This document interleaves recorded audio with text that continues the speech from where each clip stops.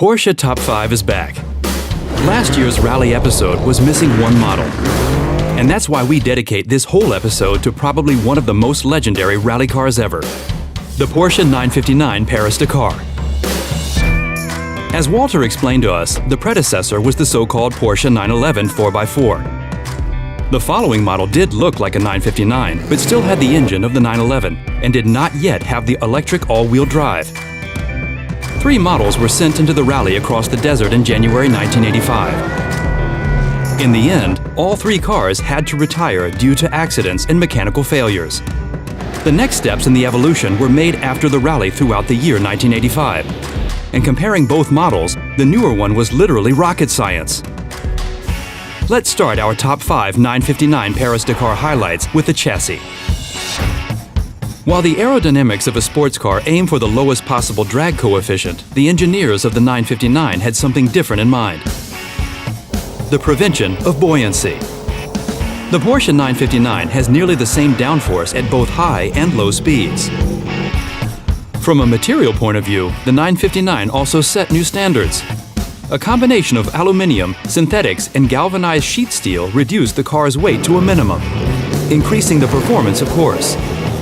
Another highlight of the 959 is our next topic, the four-wheel drive. Since the Porsche 911 4x4 had won the Paris-Dakar at its very first encounter, the Porsche team was thrilled to repeat that success in the following years. The first generation of the 959 Paris-Dakar models from 1985 had the simplified four-wheel drive of the 911. But bad luck ended the first attempt of the 959. The year after, the 1986's 959 Paris-Dakar models then set a new technological standard. The decision regarding what was best for the car was now made in collaboration with a computer. The four-wheel drive had 4 different driving programs. Mode 1 was called traction for a stiff connection of rear and front axle. Mode 2 was called ICE, directly derived from the street-legal 959. This mode offered a continuous increase of locking on the axles.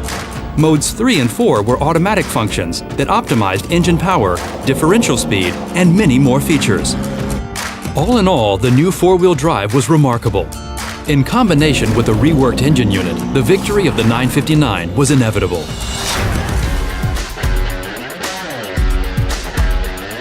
Comparing both model years, the engine of the reworked 1986 959 Paris-Dakar is no less impressive. The bi-turbo unit produces 400 horsepower. Quick tech talk for all engine nerds. The 7-bearing crankshaft is operated by 6 titanium connecting rods. 2 overhead camshafts on the 2 cylinder heads of the flat engine keep 4 valves per combustion chamber running intact. While the headwork is conducted in a water-cooled environment, the cylinders are air-cooled.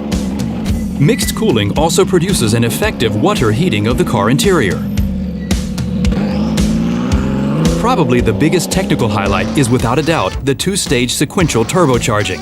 To put it simply, the second turbocharger joins when the RPM and the pressure is right to get the maximum performance without any turbo lags. On top of that, they carried out some changes exclusively for the rally, our top 2. The engineers reduced the power of the 959 Paris-Dakar to 400 horsepower for a very practical reason. You can't get the appropriate racing fuel in the desert.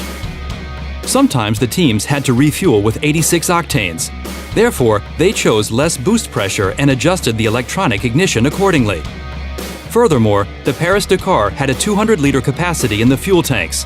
To make the car even more stable in the desert, the suspension was designed to be heavy-duty.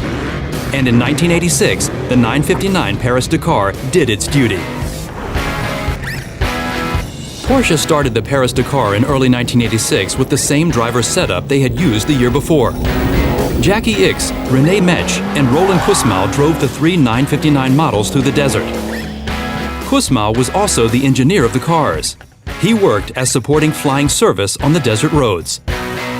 The 1986 edition was the hardest Paris-Dakar rally so far, but the new model showed their performance. Metsch led the race, Ickx in striking distance, and Kussmaul at a safe distance right behind the 2 leaders. After 14,000 kilometers in 22 days, only 67 competitors of the 488 starters showed up in Dakar. Porsche finished first and second, and Kussmaul came in 6th place. After this success, Porsche saw the mission Paris-Dakar as accomplished and did not start at any desert rallies in the following years. The Porsche 959 Paris-Dakar was built just 6 times, 3 models each for the 1985 and 1986 edition of the legendary rally. Stay tuned for the next Porsche Top 5 episodes coming 2021, and let us know in the comments what you would like to see. See you then, guys!